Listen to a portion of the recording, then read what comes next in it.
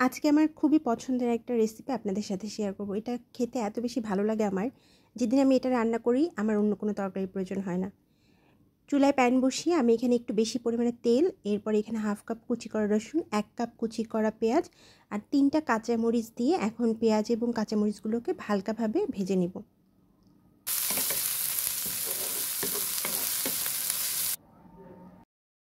পেঁয়াজ অনেক বেশি বাদামি করে ভাজার দরকার নেই, হালকা একটু বাদামি কালার হলে এর মধ্যে মশলাগুলো দিতে পারেন। এখন এখানে দিয়ে দিচ্ছি 1/2 চা চামচ হলুদ, 1 চা চামচ লাল মরিচ গুঁড়া, 1/2 চা চামচ ভাজা ধনিয়ার গুঁড়া আর 1/2 চা চামচ ভাজা জিরার গুঁড়া। দিয়ে দিচ্ছি 1 চা চামচের একটু বেশি লবণ আর দিয়ে দিলাম 1 চা চামচ আদা রসুন বাটা। সামান্য একটু পানি দিয়ে মশলাগুলোকে কষিয়ে নেব যেন পেঁয়াজগুলো পুড়ে না যায়। মশলাটা খুব বেশি সময় কষাতে হবে না, আদা রসুনের কাঁচা গন্ধটা চলে গিয়ে হালকা একটু তেল ছাড়লেই মশলাগুলো কষিয়ে নেওয়া হয়ে যাবে। 1 থেকে 2 মিনিটের মতো মশলাটা কষিয়েছি। এখন এখানে দিয়ে দিব কাচকি মাছের শুটকি। আমি শুটকিগুলো আগে থেকে গরম পানি দিয়ে ধুয়ে নিয়েছি, প্রায় 4-5 বার ধুয়েছি। গরম পানিতে কিছুটা ভিজিয়ে রাখার পর শুটকিগুলো দিয়েছি। শুটকিগুলো দিয়ে এখন আমি শুটকিগুলোকে কিছুক্ষণের জন্য রান্না করব, মানে 5 মিনিটের মতো রান্না করব।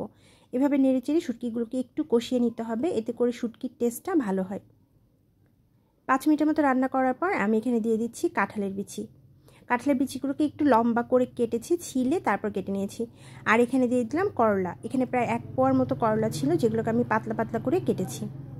করলাগুলো দিয়ে এখন অনবরত নেড়েছি, এগুলোকে ভালোভাবে মিক্সড করে নিতে হবে। এখন যেটা করব, ভালোভাবে মিক্সড করে নিয়ে চুলাটা একদম লো ফ্লেমে দিয়ে ঢাকনা দিয়ে ঢেকে এই রান্নাটা করতে হবে, যেন করলাগুলো একদম সেদ্ধ হয়ে যায়।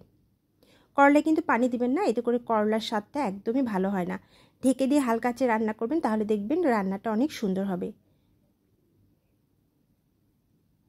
প্রায় 10 মিনিটের মতো রান্না করেছি। ভালোভাবে সেদ্ধ হওয়ার পর একটু নেড়েচেড়ে কিন্তু মাঝে দিয়েছিলাম।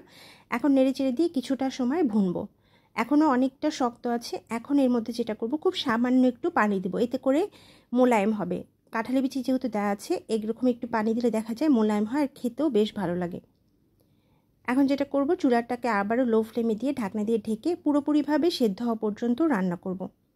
80% সেদ্ধ হবার পর কিন্তু আমি কাজটা করেছি। নিচে যেন লেগে না যায়, যার কারণে মাঝে অনেকবারই একটু নেড়েচেড়ে দিয়েছি। বারবার উল্টে পাল্টে নেড়েচেড়ে দিবেন, এতে করে উপরে এবং নিচের করলাগুলো সুন্দরভাবে সেদ্ধ হবে। এখন যেটা করব, এইভাবে কিছুটা সময় ভুনে এটাকে একদম মোলায়েম করে তারপর নামিয়ে নিব। এইভাবে ততক্ষণ পর্যন্ত ভুনবো যতক্ষণ না এটা থেকে তেল ছাড়তে শুরু করবে। প্রায় 10 মিনিটের মতো এইভাবে ভুনবেন, এতে করে এটার কালারটা অনেকটা চেঞ্জ হয়ে এরকম ডিপ হবে আর তেল ছাড়বে।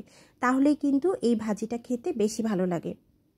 যারা কাঁঠালের বিচি এবং শুটকি দিয়ে করলা ভুনা খাননি, তারা চাইলে কিন্তু এই রেসিপিটা ফলো করে বানিয়ে দেখতে পারেন। এটা কিন্তু খেতে অনেক বেশি মজার হয়। কাঁঠালের সিজন আসলে প্রায় প্রতিদিনই আমি এই রান্নাটা করি। এটা আমার যেমন পছন্দ, আমার বাসার সবারও অনেক বেশি পছন্দ। আপনাদের কাছে রেসিপিটা কেমন লাগে কমেন্টস করে জানাতে ভুলবেন না।